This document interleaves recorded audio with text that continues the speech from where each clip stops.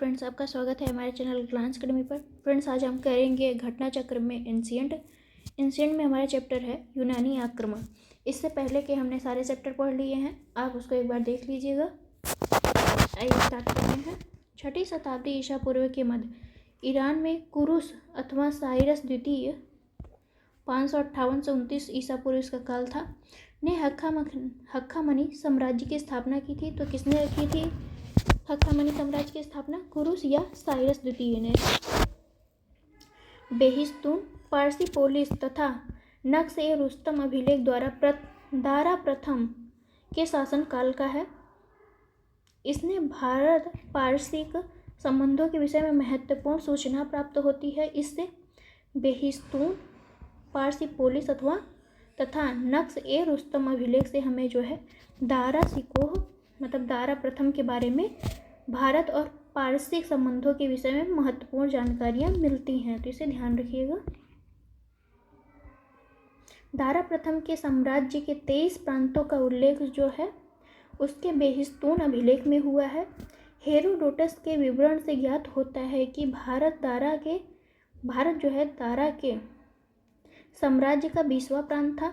कौन सा प्रांत था भारत दारा के? तो 20वां प्रांत था। टोटल 23 प्रांतों की उल्लेखना मिलती है किसमें? बेहिस्तून अभिलेख में। दारा को इस प्रांत से 360 टैलेंट स्वर्ण धूलि की आय होती थी। कितनी होती थी? तो जो है 360 टैलेंट स्वर्ण धूलि की आय होती थी भारत से। टेसियस अर्तजर्कसीज का राज्यवैद था। टेसियस किसका राज्यवैद था? तो अर्तजर्कसीज का।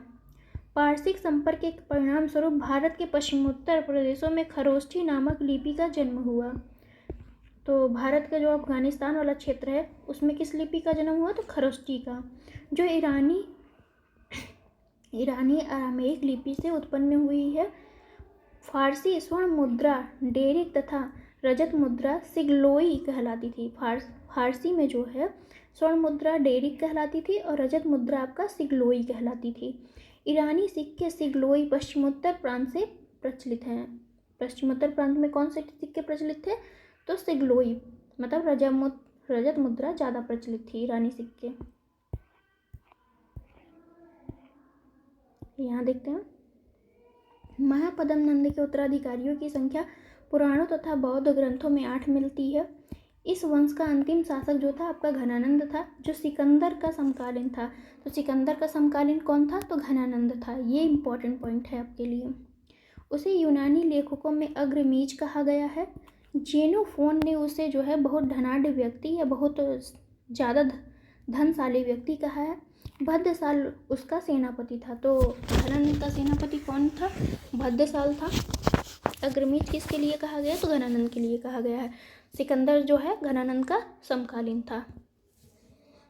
सिकंदर मेसोडोन का क्षत्रप फिलिप द्वितीय का पुत्र था। तो फिलिप द्वितीय का पुत्र कौन था? सिकंदर था। हक्कामनी साम्राज्य को ध्वस्त करने के पश्चात 326 ईसा पूर्व के बसंत के अंत में एक विशाल सेना के साथ सिकंदर भारत विजय के लिए चला। तो हक्कामनी साम्राज्य को ध्वस्त किसने किया? सिकंदर ने किया था। कब किया था? 326 ईसा पूर्व में उसने भारत के लिए रवानगी की। लगभग 2 वर्ष के अभियान के पश्चात 325 ईसा पूर्व के सितंबर माह में सिकंदर पाटल से यूनान को प्रस्थान वापस किया। डॉक्टर जो है हेमचंद्र राय चौधरी ने 28 स्वतंत्र शक्तियों का उल्लेख किया है जो उस समय पंजाब तथा सिंध प्रांत में विद्यमान थी। सिकंदर के आक्रमण के समय अश्वक एक सीमांत गणराज्य था जिसकी राजधानी मसमग थी। कौन सी थी? मसग्ग थी राजधानी। यूनानी लेखकों के अनुसार सिकंदर के विरुद्ध हुए युद्ध में बड़ी संख्या में पुरुष सैनिकों के मारे जाने के पश्चात यहाँ की स्त्रियों ने शस्त्र धारण किया था। यहाँ की मतलब स्त्रियों ने भी अपने तलवार उठा लिए थे। किनको मारने के लिए? तो सिकंदर की सेना को मारने के लिए। इसी विवरण से पता चलता है कि सिकंदर ने इस नगर की समस्त स्त्रियों को जो है मौत के घाट उतार दिया। तो किसको उतार दिया? यहाँ की जो स्त्रियां ने शस्त्र उठाया किसको पराजित करने के लिए? सिकंदर को। तो स्त्रियों को भी मार डाला गया। पुरु को हम पोरस भी कहते हैं। पुरु का राज्य झेलम और चेनाब नदी के बीच बसा हुआ था। तो पुरु का जो राज्य था झेलम और चेनाब नदी के बीच में बसा। सिकंदर ने झेलम नदी के तट पर पुरु को पराजित किया। तो सिकंदर ने किसके नदी पर पुरु को पराजित किया था? झेलम नदी के तट पर किया था। ये इंपॉर्टेंट पॉइंट है। परंतु उसकी वीरता से प्रभावित होकर सिकंदर उसे अपना मित्र बना लिया तथा उसे अपना राज्य और कुछ नए इलाके भी प्रदान किए। तो पुरु से प्रभावित होकर सिकंदर उसे अपना मित्र बना लेता है और उसे उसका राज्य और कुछ इलाके और दे देता है। सिकंदर ने 2 नगरों निकैया तथा बौकेफला की स्थापना की। सिकंदर ने 2 नगरों की स्थापना की थी, निकैया नामक नगर और बौकेफला नामक नगर की स्थापना किसने की? सिकंदर ने की। ये इंपॉर्टेंट पॉइंट है। ब्यास नदी सिकंदर के उत्कर्ष का चरम बिंदु सिद्ध हुई। इसके सैनिकों द्वारा आगे बढ़ने से इनकार के पश्चात उसने स्वदेश लौटने का फैसला किया। जब इसके सैनिक जो है ब्यास नदी को पार न करने की बात की कि अब हम आगे नहीं बढ़ेंगे, तो ये कहा कि अब हम चलते हैं, अपने देश लौटते हैं। तो 323 ईसा पूर्व के लगभग सिकंदर की मृत्यु हो गई। सिकंदर के आक्रमण के परिणाम स्वरूप पश्चिमोत्तर भारत में अनेक यूनानी उपनिवेश जैसे निकैया, बौकेफला, सिकंदरिया स्थापित हो गए। व्यापारिक संपर्क के फलस्वरूप यूनानी मुद्राओं के अनुकरण पर भारत में उलुक शैली के सिक्के ढाले गए। तो भारत में किस शैली के सिक्के ढाले गए? उलुक शैली के। एमसीक्यू देखते हैं हम अपने।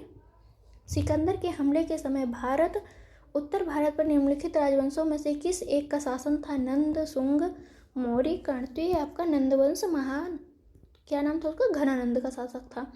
नंदवंश का अंतिम शासक घनानंद था, जो सिकंदर का समकालीन था। उसने यूनानी लेखकों ने उसे क्या कहा? अग्रमीज कहा घनानंद को, और जेनोफोन ने उसे धनाढ़ व्यक्ति कहा। भद्रशाल उसका सेनापति था घनानंद का। निम्नलिखित में से मगध का कौन सा राजा सिकंदर महान के समकालीन था? तो ये आपका घनानंद था।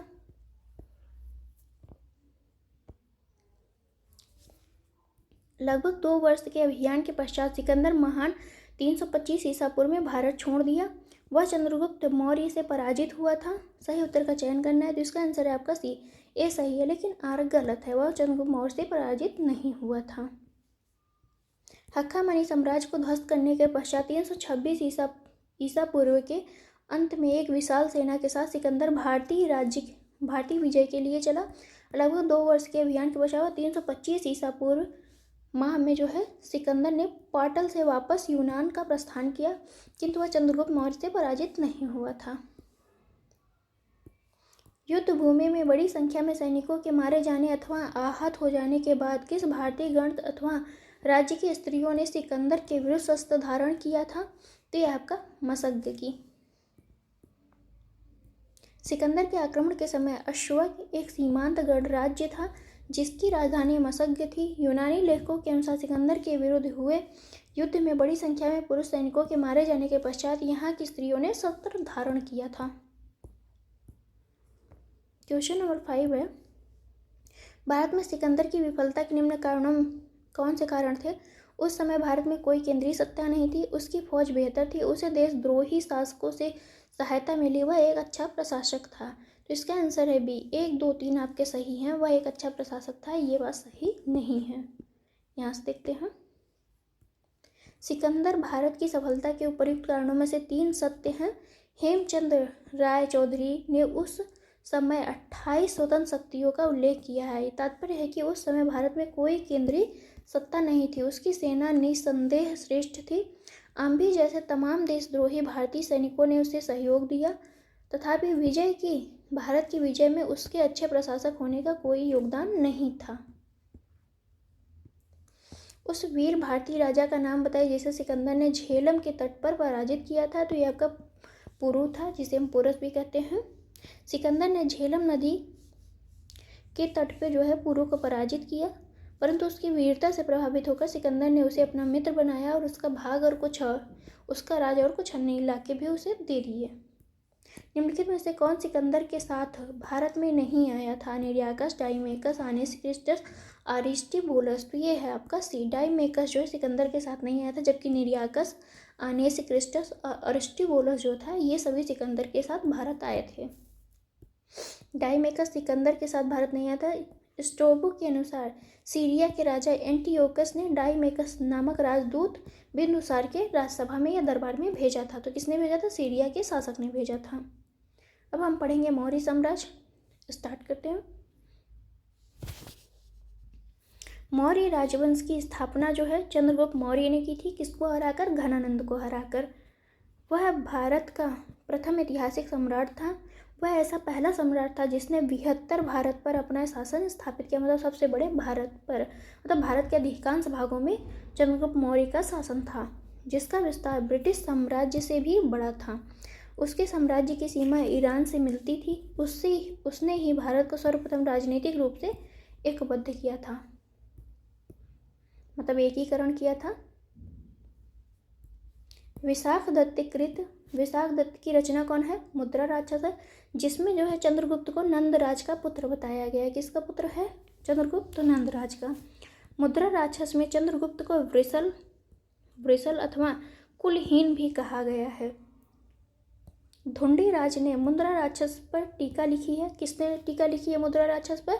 तो ढुंढीराज ने लिखी है। मुद्रा राक्षस के अतिरिक्त विशाख दत्त के नाम से 2 अन्य रचनाओं का भी उल्लेख मिलता है, देवी चंद्रगुप्तम और अभिसारिका वंचितम या अभिसारिका बंधित।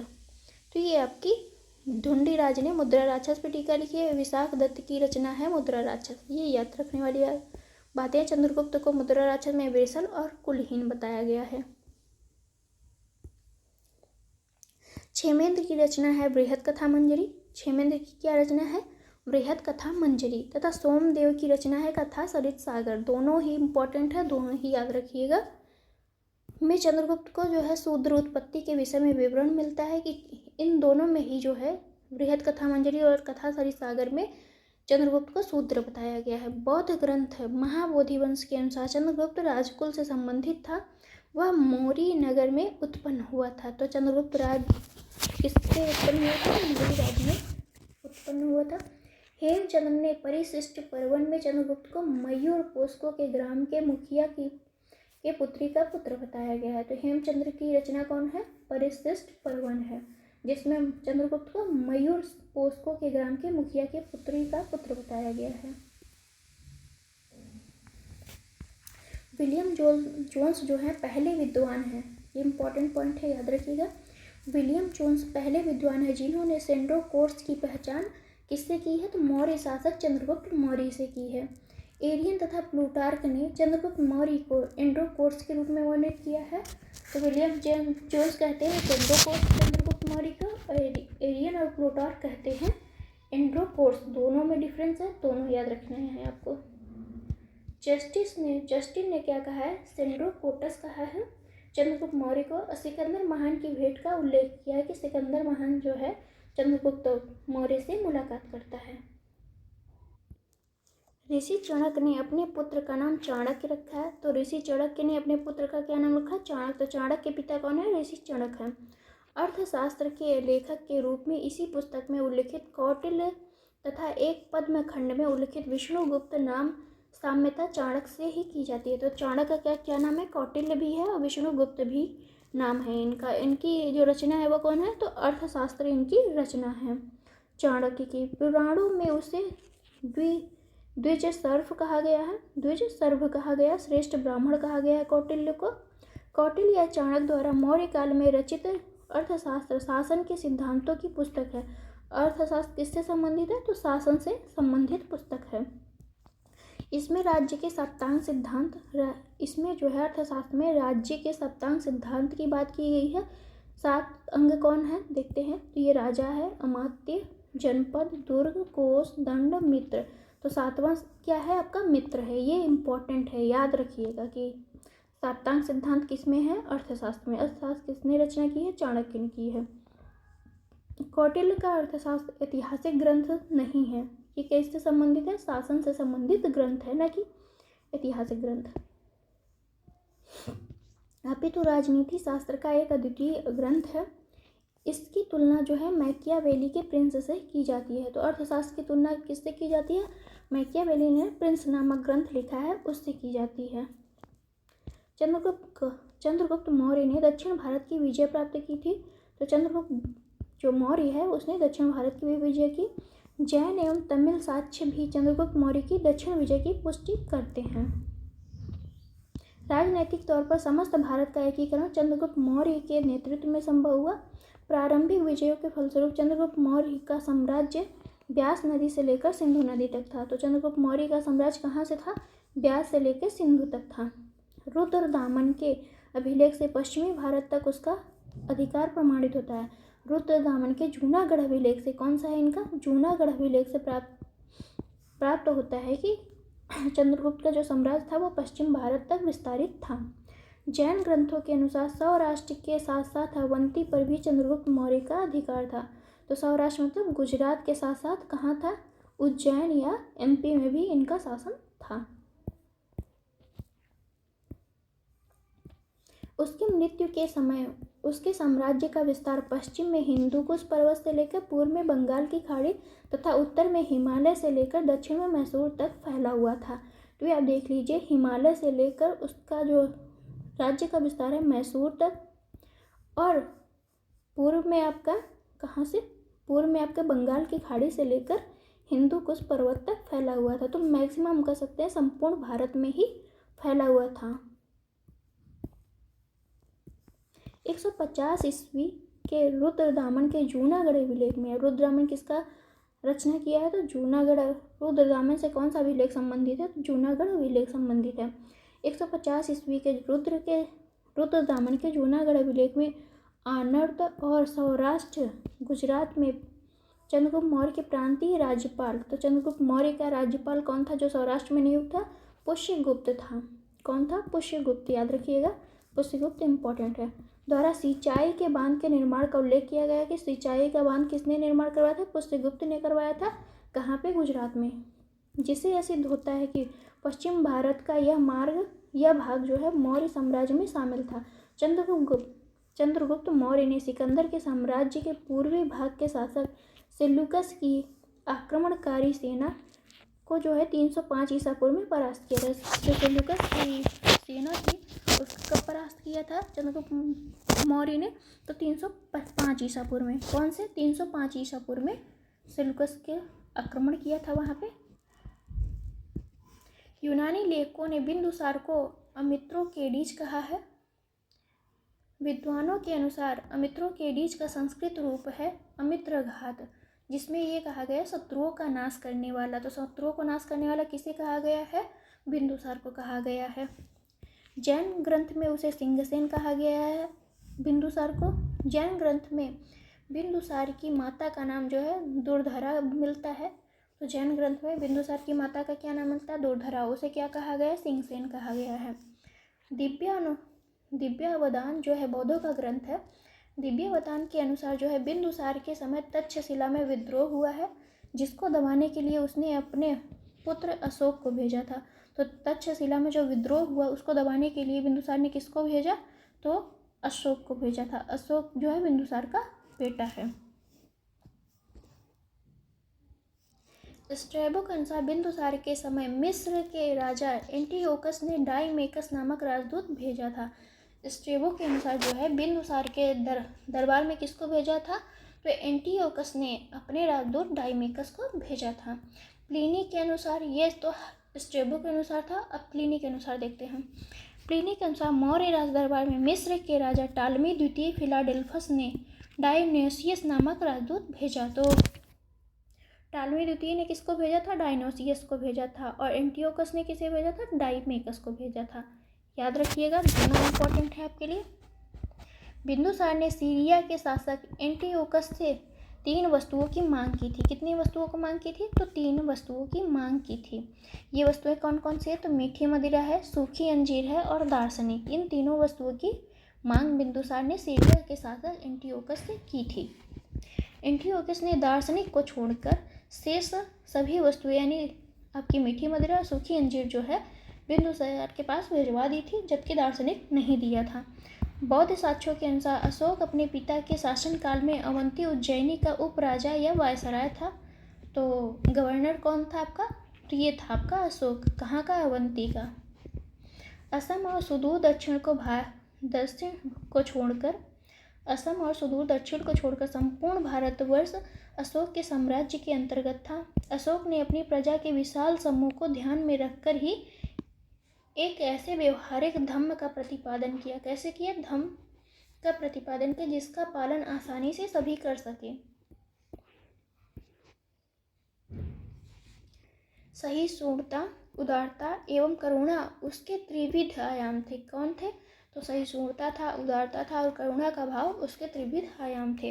अशोक जो है 272 ईसा पूर्व के लगभग मगध का राजा बनता है। कब बनता है? 272 ईसा पूर्व के लगभग 4 वर्ष के बाद 269 ईसा पूर्व में उसका राज्याभिषेक होता है। तो अशोक का राज्याभिषेक कब होता है? 269 ईसा पूर्व में। उसके अभिलेख में सर्वत्र उसे देवानाम पियदसि कहा गया है। तो अशोक को क्या कहा गया? देवानाम पिय और देवानाम पियदसि भी कहा गया है, जिसका अर्थ है देवताओं का प्रिय या देखने में सुंदर, दोनों याद रखिएगा। पुराणों में उसे अशोक वर्धन कहा गया। पुराणों में अशोक को क्या कहा गया? अशोक वर्धन कहा गया है। दशरथ भी अशोक की तरह देवानाम पी की उपाधि धारण करता है। दशरथ जो होता है, इसका पौत्र होता है, वो भी देवानाम पी की उपाधि धारण करता है। सिंहली अनुश्रुतियों, दीपवंश तथा महावंश के अनुसार अशोक के राज्यकाल में पाटलिपुत्र में बौद्ध धर्म की तृतीय संगति होती है। तो बौद्ध धर्म की तीसरी जो संगति होती है वो अशोक के शासनकाल में होती है और मोगलीपुत्र इसकी अध्यक्षता करता है। अशोक राजा होता है और स्थान कौन सा है? पाटलिपुत्र है, जो होती है 285 BC में। तो इसकी तृतीय वो संगति की अध्यक्षता मोगलीपुत्र करता है। मोगलीपुत्र जो है वो अभिधम पिटक की भी रचना करता है। अभिधम पिटक की रचना कौन करता है? तो मोगलीपुत्र करता है। दीपवंश एवं महावंश के अनुसार अशोक को उसके शासनकाल के चौथे वर्ष निग्रोध नामक भिक्षु ने बौद्ध मत में दीक्षित किया है, शिक्षा दिया। तत्पश्चात मोगलीपुत्र के प्रभाव में वह पूर्ण रूपेण बौद्ध बन गया। तो किसके प्रभाव में जो है बौद्ध बनता है पूर्ण रूप से?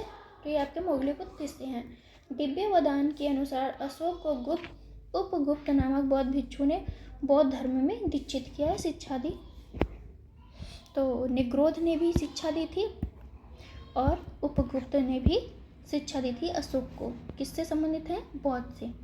मौर्य शासकों में अशोक और उसका पौत्र दशरथ बौद्ध धर्म के अनुयायी थे। तो अशोक और उसका पौत्र दशरथ जो था वो किसके अनुयायी थे? तो बौद्ध धर्म के अनुयायी थे।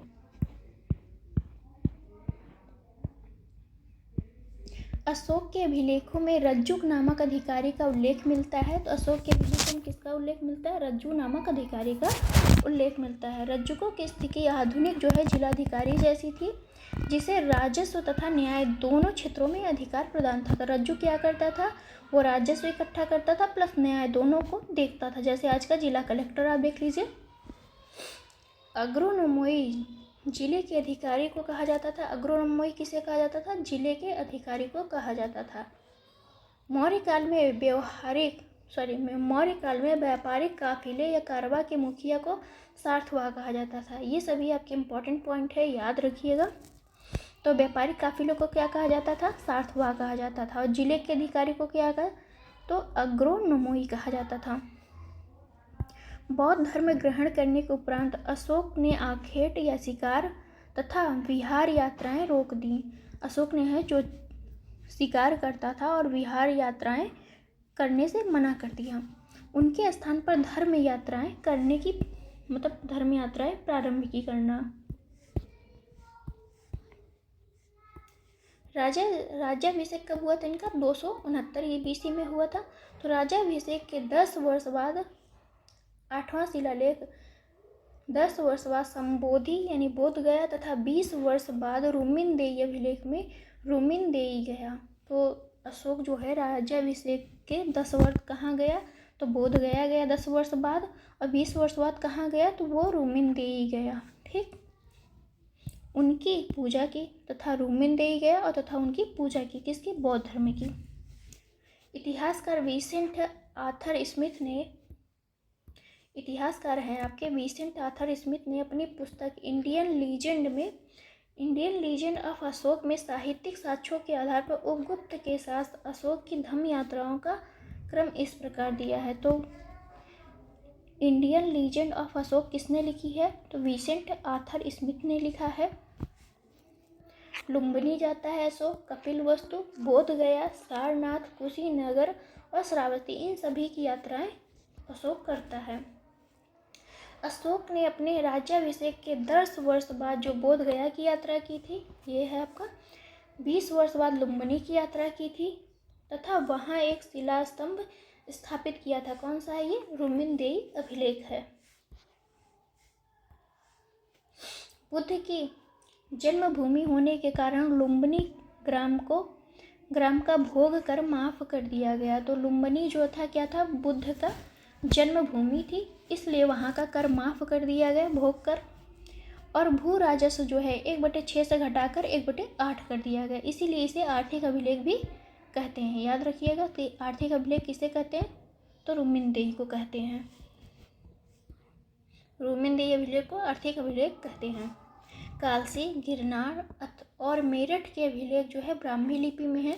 तो कालसी, गिरनार और मेरठ के अभिलेख कैसे हैं? ब्राह्मी लिपि में लिखे गए हैं। अशोक का इतिहास हमें मुख्यतः उसके अभिलेखों से ही ज्ञात होता है। अभिलेखों को जो है 3 भागों में बांटा गया है। देखते हैं कौन कौन से भाग हैं। एक तो शिलालेख में बांटा गया, दूसरा स्तंभ लेख और तीसरा है गुफा या गुहा लेख में बांटा गया है। शिलालेख जो थे 14 विभिन्न लेखों का एक समूह है जो 8 भिन्न भिन्न स्थानों पर पाए गए हैं। ये स्थान कौन है? कहाँ कहाँ शिलालेख पाए गए हैं? तो शाहबाजगढ़ी, मानसेहरा, कालसी, गिरनार, धौली, जौगढ़ और एरागुड़ी और सोपारा में। तो ये 8 जगह जो हैं आपके शिलालेख, 14 शिलालेख पाए गए हैं।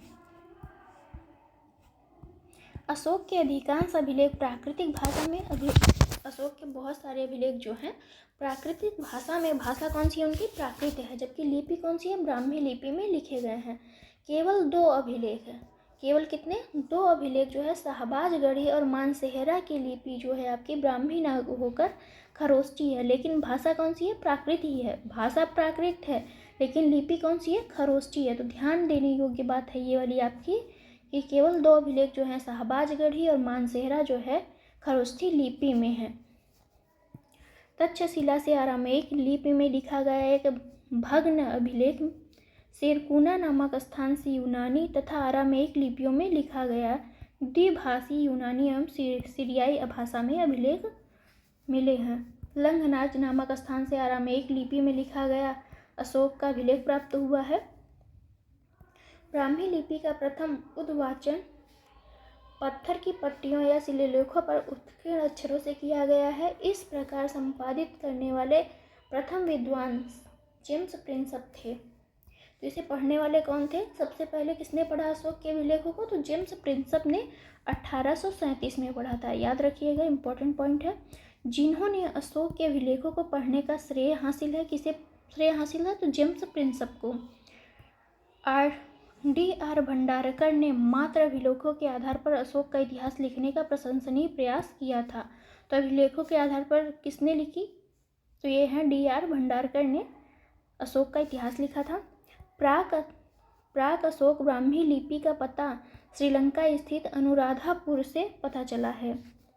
कुछ स्थानों के अभिलेखों से इस प्रकार की लिपि का साक्ष्य मिला है जिनके नाम इस प्रकार हैं: पिपरहवा, सौगौरा और महास्थान। प्राचीन भारत में ये तीनों इम्पॉर्टेंट हैं आपके, सौगौरा, महास्थान, पिपरहवा, ये सभी अभिलेख हैं अशोक के। प्राचीन भारत में खरोष्टी लिपि जो है दाएं से बाएं लिखी जाती थी। कैसे? दाएं से लेके बाएं लिखी जाती थी खरोष्टी लिपि। इसे पढ़ने का श्रेय जो है मैसन, प्रिंसेप, नोरिस, लैसन, कनिंघम आदि विद्वानों को दिया जाता है। यह मुख्यतः उत्तर पश्चिम भारत की लिपि थी। अशोक का नामोल्लेख करने वाले गुर्जरा लघु शिलालेख मध्य प्रदेश के दतिया जिले में स्थित है। तो जो अशोक का नाम जिसमें मिलता है वो कौन सा है आपका? गुर्जरा लघु शिलालेख है। मास्की जो है, मास्की, नेतुर, उडेगेलम के लेखों में भी अशोक का व्यक्तिगत नाम मिलता है। तो आपके 4 अभिलेख ऐसे हैं जिसमें अशोक के नाम मिलते हैं। वो कौन कौन से हैं? गुर्जरा, मास्की, नेतुर, उडेगोलम, ये चारों लेख में अशोक का नाम मिलता है। याद रखिएगा, अशोक का नाम अशोक ही मिलता है इन चारों में। भाब्रू या बैराट स्तंभ लेख में अशोक ने स्वयं को मगध का सम्राट बताया है। तो कौन सा अभिलेख है जिसमें अशोक ने स्वयं को मगध का सम्राट बताया? तो भाब्रू अभिलेख या बैराट स्तंभ लेख है। यही अभिलेख अशोक को बौद्ध धर्मावलंबी भी प्रमाणित करता है कि अशोक ने बौद्ध धर्म ग्रहण किया था। भाब्रू अभिलेख या बैराट अभिलेख। अशोक के प्रथम शिलालेख में पशु बलि का निषेध के संदर्भ में लेख इस प्रकार है। प्रथम शिलालेख में अशोक कहता है कि पशु बलि जो है की हत्या नहीं की जाएगी या पशु बलि हत्या निषेध है।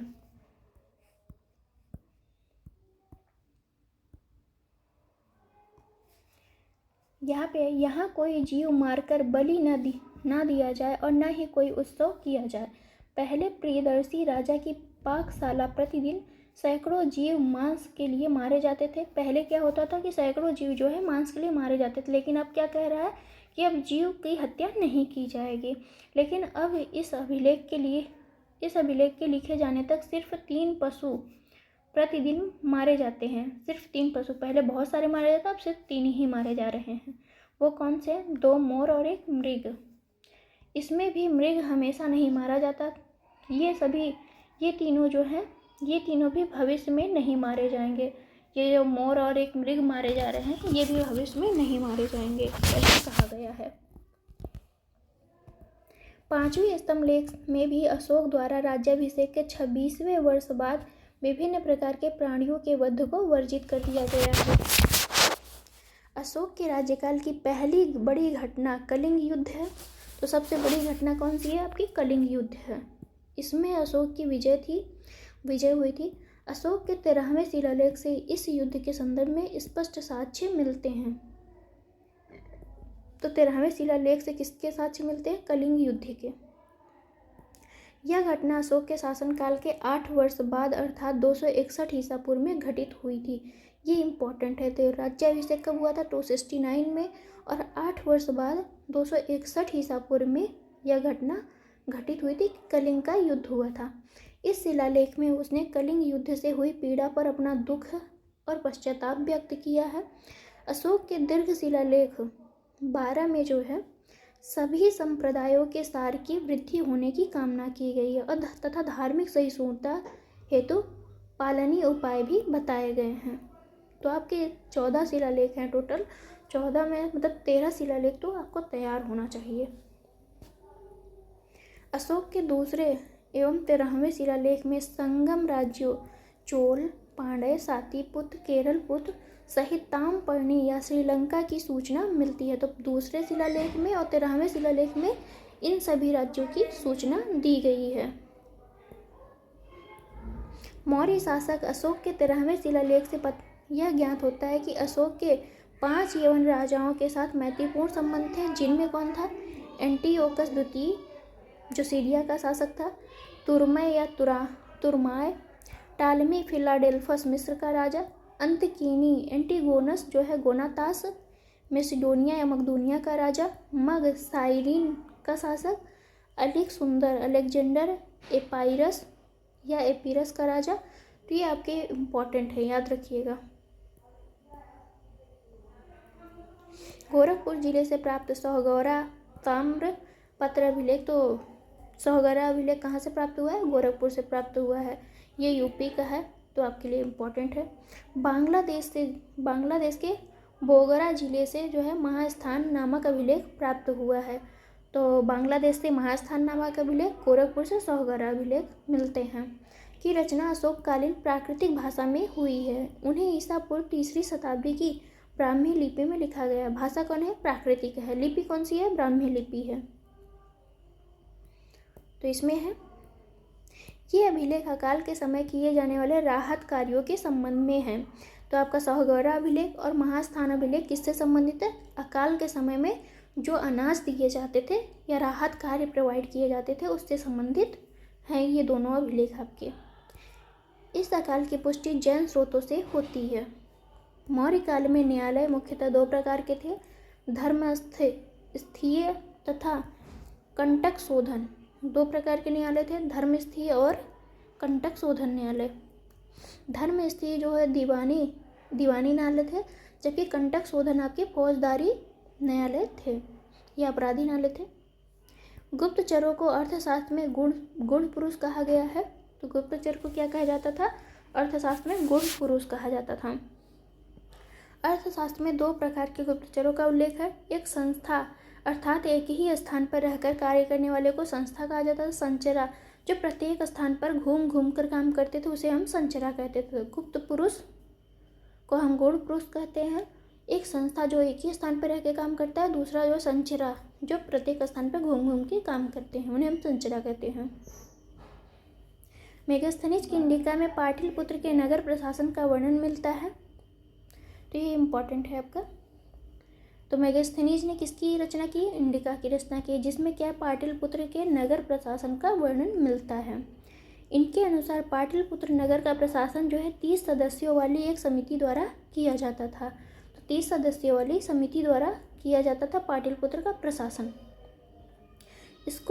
इसकी कुल 6 समितियाँ थी। कितनी समितियाँ थी? 6 समितियाँ थीं तथा प्रत्येक समिति में 5 सदस्य होते थे। तीसरी समिति जनगणना का हिसाब रखती थी। तीसरी समिति क्या रखती थी? जनगणना का हिसाब रखती थी। वर्तमान में भी यह कार्य नगर पालिका प्रशासन द्वारा किया जाता है। छठी समिति का कार्य बिक्री कर वसूल करना था। छठी समिति का क्या कार्य था? तो बिक्री कर वसूल करती थी। विक्रय कर मूल्य का 10वें भाग के रूप में वसूल किया जाता था। करों की चोरी करने वाले को मृत्युदंड दिया जाता था। तो कर की जो चोरी करता था उसे क्या दिया जाता था? सजा, मृत्यु दंड दिया जाता था। वह नगर के पदाधिकारियों को एस्टिनमोई, नगर के जो पदाधिकारी थे उन्हें क्या कहा जाता था?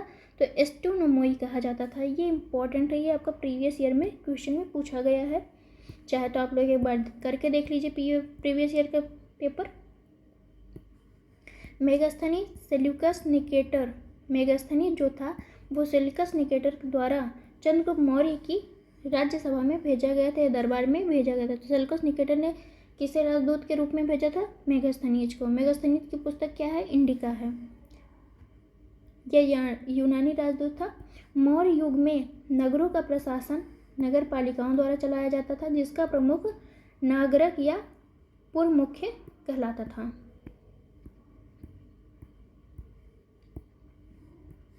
मेगास्थनी ने तत्कालीन भारतीय समाज को 7 श्रेणियों में बांटा है। तो ये आपका इम्पोर्टेंट पॉइंट है। तो मेगास्थनीज ने भारत में ये समाज को कितनी श्रेणियों में बांटा है? तो 7 श्रेणियों में बांटा है। वो कौन कौन से?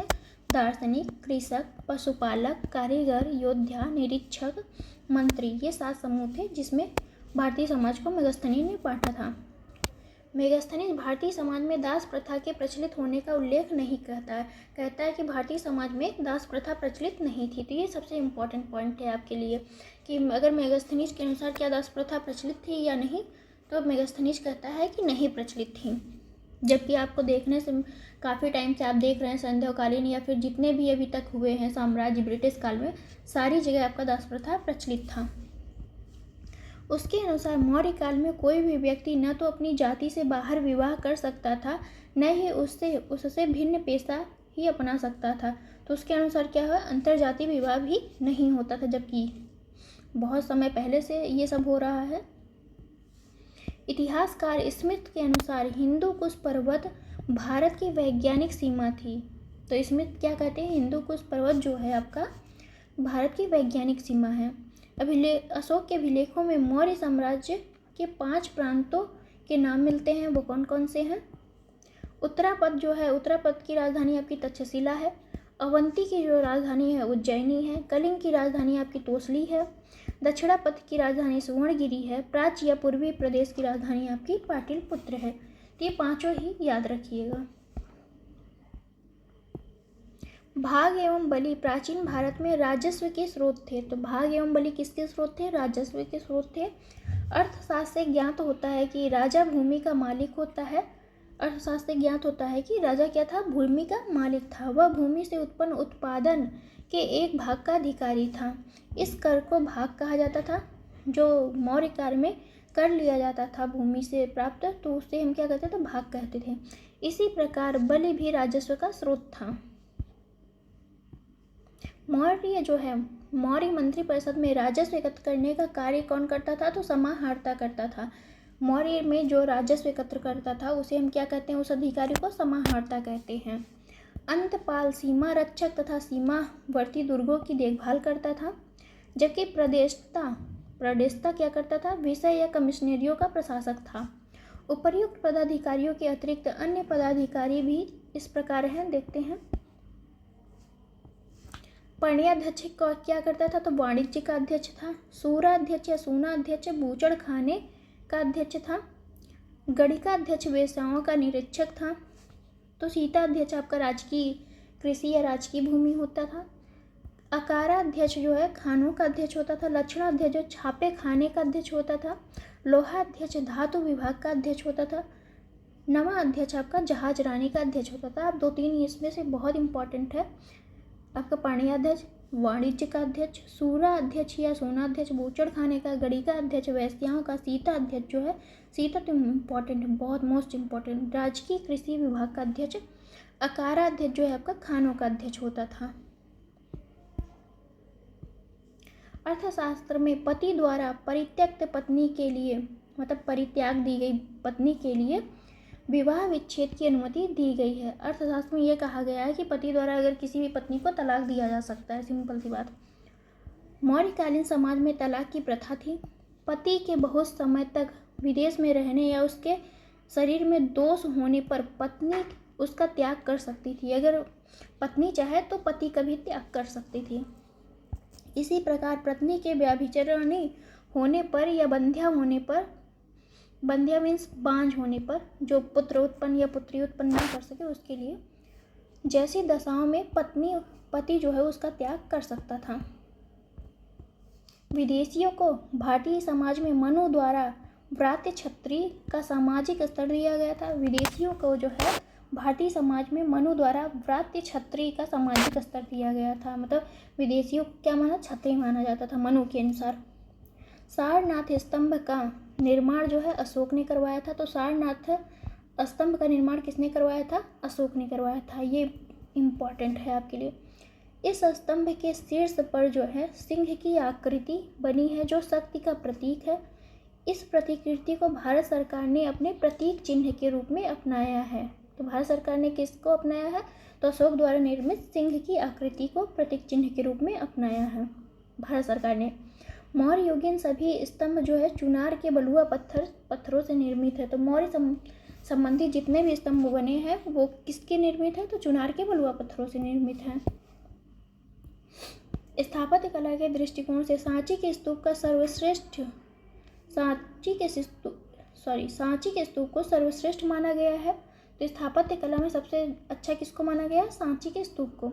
सांची जो है एमपी के रायसेन जिले में स्थित है।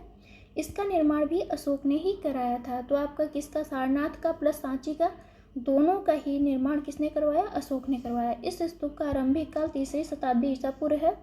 भरहुत का स्तूप जो है एमपी के सतना जिले में स्थित है। सांची तथा भरहुत के स्तूपों की खोज जो है अलेक्जेंडर कनिंघम ने की है। तो अलेक्जेंडर कनिंघम ने किसकी खोज की है, सांची की स्तूप और भरहुत के स्तूप की खोज की है। अमरावती का स्तूप जो है आंध्र प्रदेश में है। आंध्र प्रदेश के गुंटूर जिला में कृष्णा नदी के दाहिने तट पर स्थित है आपका अमरावती। कर्नल कालिन मैकेंजी ने जो है 1797 ईस्वी में स्तूप का पता लगाया, अमरावती स्तूप का। सारनाथ का धमेक स्तूप गुप्तकालीन है। जो सारनाथ में धमेक स्तूप है वो किस काल का है, तो वो गुप्त काल का है, जो बिना आधार के समतल भूमि पर बनाया गया है। बिहार में पटना या पाटलिपुत्र के समीप बुलंदी बाग एवं कुम्हारन में इनकी खुदाई से मौर्य काल के लकड़ी के विशाल भवनों के अवशेष प्रकाश में आए हैं। तो मौर्य काल के जो लकड़ी के विशाल भवन बने थे वो यहाँ पे मिले हैं। इन्हें प्रकाश में लाने का श्रेय किसे है, तो स्पूनर महोदय को है। किसने लाया इसे, किसने इसकी खुदाई उदाई करवाई, तो स्पूनर महोदय ने करवाई। बुलंदी बाग से नगर के परकोटे के अवशेष तथा कुम्भहार से राजप्रसाद के अवशेष प्राप्त हुए हैं। तो बुलंदी बाग पाटलिपुत्र का प्राचीन स्थान है। जिस महत्वाकांक्षी व्यक्ति ने 184 ईसा पूर्व में अंतिम मौर्य शासक बृहदर्थ की हत्या करके शुंग राजवंश की स्थापना की, वह कौन है, पुष्यमित्र शुंग, जो बृहदर्थ का सेनापति था। तो यहाँ पे 184 है, जबकि किताबों में दिया जाता है 185, तो दोनों याद रखिएगा। मौर्य वंश की स्थापना, मतलब अंतिम मौर्य शासक कौन था आपका, तो बृहदर्थ था। उसकी हत्या किसने की, पुष्यमित्र शुंग ने की, और शुंग वंश की स्थापना की। और ये पुष्यमित्र सिंह जो था वो बृहदर्थ का सेनापति था, याद रखिएगा ये तीनों चारों पॉइंट। ईसा पूर्व की कुछ शताब्दियों में चंद्रगुप्त मौर्य एवं अशोक के गिरनार क्षेत्र, जो गिरनार कहाँ पे आपका, गुजरात में जल संसाधन व्यवस्था की ओर ध्यान दिया गया था। तो अशोक ने भी दिया था और चंद्रगुप्त मौर्य ने भी जल संसाधन पर या सिंचाई में रुचि दिखाई थी। उसके लिए नहर निर्माण करवाया था, प्लस क्या नाम है, नहर नहीं, सुदर्शन झील का निर्माण करवाया था आपका गुजरात में। उस क्षेत्र में चंद्रगुप्त मौर्य ने सुदर्शन झील की खुदवाई तथा अशोक ने तीसरी ईसा पूर्व में इससे नहरें निकाली थी।